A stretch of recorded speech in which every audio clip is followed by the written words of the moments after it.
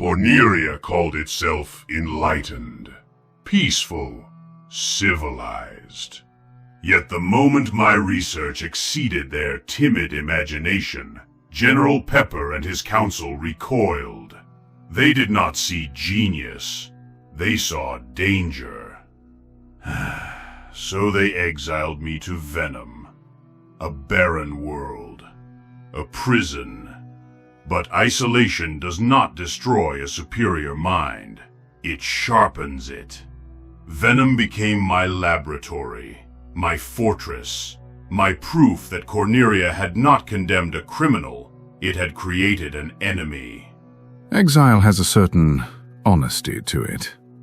Atlas preferred something quieter, erasure. I helped build the systems beneath that kingdom's shining surface. Security, communications, infrastructure. The machinery that allowed James Ironwood to believe himself in control. And when the time came to recognize brilliance, he chose Pietro Polendina. Sentiment wrapped in engineering, a gentle old man and his miraculous little puppet. So Arthur Watts became, officially, a dead man.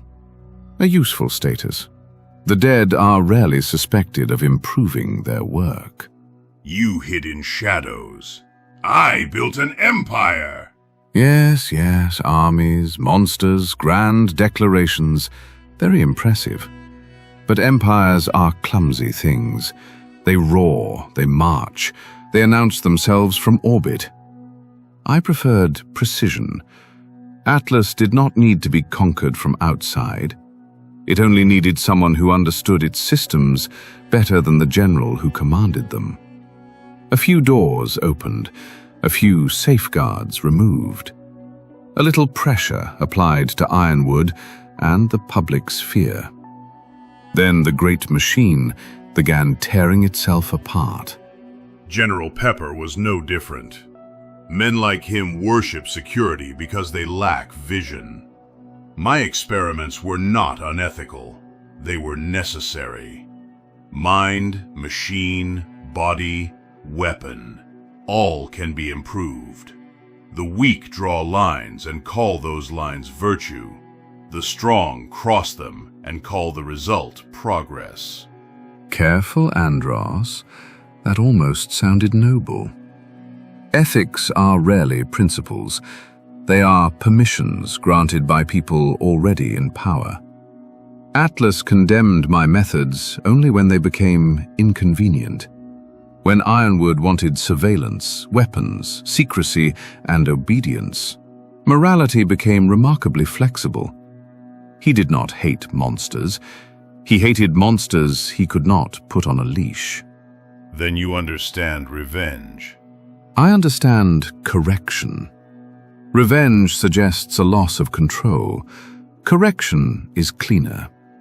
You find the flaw in a system and expose it. Ironwood's flaw was fear. Atlas's flaw was arrogance. Cinder's flaw was insecurity. With the right stimulus, each performed exactly as expected.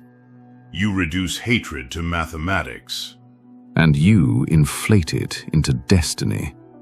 Destiny belongs to those powerful enough to impose it. Pepper believed Venom would contain me. Instead, I turned it into the heart of an army. Every desperate call to Star Fox proved that their judgment had been a mistake. They did not bury Andross. They planted him. Mine would be shorter. He warned them. Ironwood thought he could discard people and keep their work. He thought loyalty could be demanded, genius could be ignored, and consequences postponed.